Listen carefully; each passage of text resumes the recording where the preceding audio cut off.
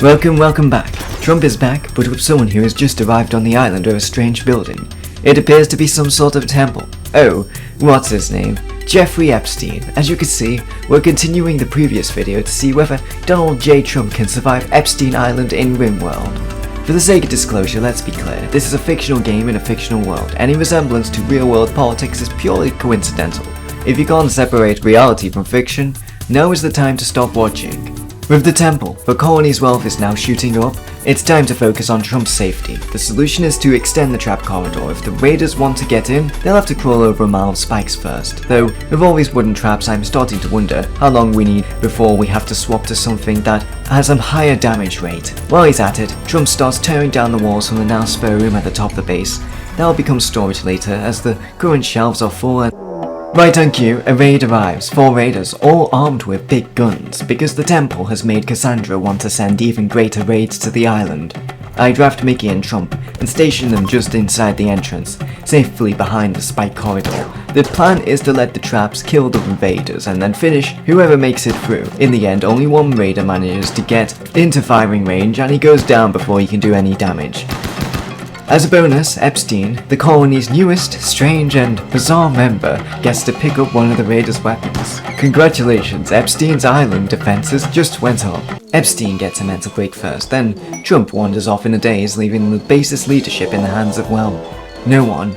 Right in the middle of this, a rhinoceros self-tames. Of course, there's no time to enjoy our new pet. A raid from the Astorcello tribe is on its way, attacking from multiple angles. The spike traps aren't even rebuilt yet, so this could get messy. The rhino, naturally, is the first casualty, doesn't even fight back. With Trump and Mickey holding the entrance, the raiders funnel through the now mostly empty corridor.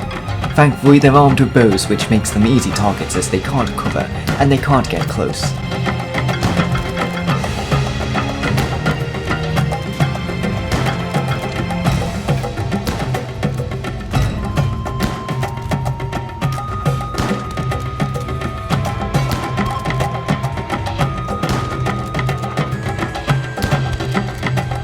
I forget Epstein is still outside, but luck is on his side. The raider runs right past him, letting Epstein shoot him multiple times. The last raider flees after seeing every ally get dropped by a Epstein Island defense squad. Just as things settle, Mickey goes into a catatonic breakdown. He's glued to his bed until further notice, which means Epstein gets to borrow his charge rifle for the time being. The rhinoceros also, already the colony's shortest-lived pet, has died and in classic Rimworld fashion is promptly turned into food.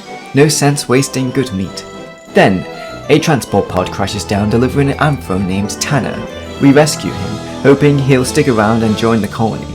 At the same time, the spike traps are finally getting rebuilt. Maybe, just maybe, we'll survive the next raid without, well, losing anyone.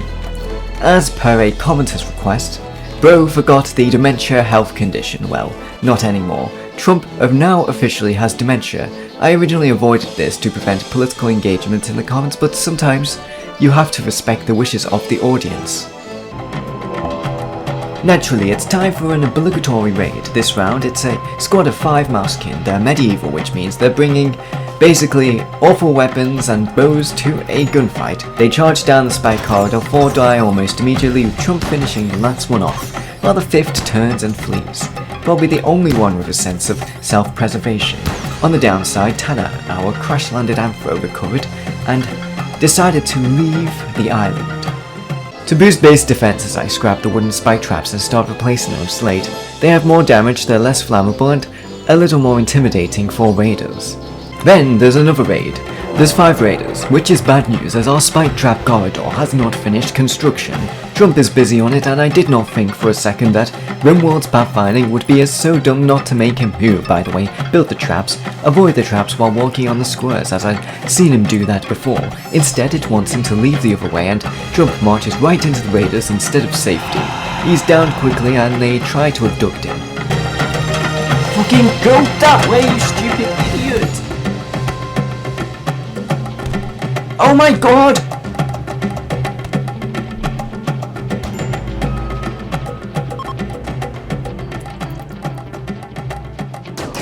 The rest of the raiders head down the spike corridor where Epstein and Mickey shoot them to bits once the main route is handled. I get them to gun down the would-be abductor and rescue Trump.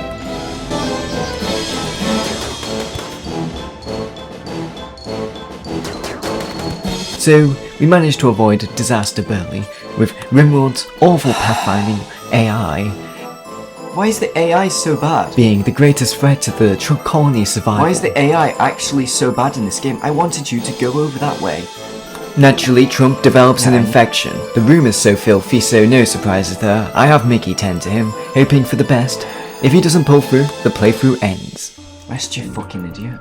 Meanwhile, the colonists collectively forget how to cook and start eating raw food instead of cooking meals. No, stay in bed! Efficiency is apparently optional on this island, and I yell at the screen, which has no effect. Why can't any of you do something? Be competent, for God's sake! Go back to sleep! Then Trump enters a catatonic breakdown. Strangely, I'm relieved. At least, while he's unconscious, he won't wander off and die. His infection climbs to 98%, but immunity hits 99% just in time.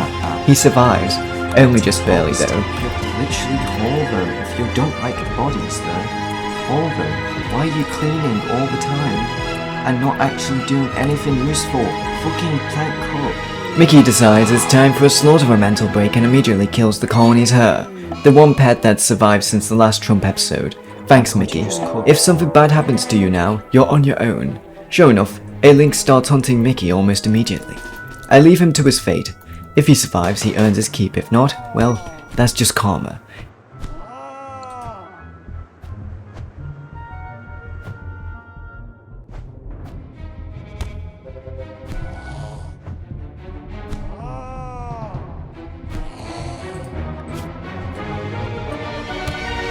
He does manage to kill the lynx, but not without injuries. He limps back to the bed to recover. Meanwhile, my frustration with the colonists continues to grow as they ignore the campfire and eat raw food straight from the bush. Why won't you cook? Just stop eating the more fucking meat and cook it so you can actually eat more. Oh my god. You don't have food because you keep eating it raw. Mickey's next act. A full-on berserk mental break. He charges Epstein, who's holding a charge rifle. The fight doesn't last long, Mickey is downed, and then, in a stunning show of Rimworld mercy, Epstein hauls him back to bed. Nothing like a little attempted murder to build team spirit. Naturally, Trump chooses this moment to go into a daze. Oh my god! The entire colony is going down. Right on cue, a raid arrives. To add a touch of cosmic irony, one of the raiders is named Hillary, and she's listed as Trump's great-grandmother. The raiders attack immediately and Trump is the first to go down. He doesn't even try to run. Still in a daze, he just stands there and accepts that he gets downed.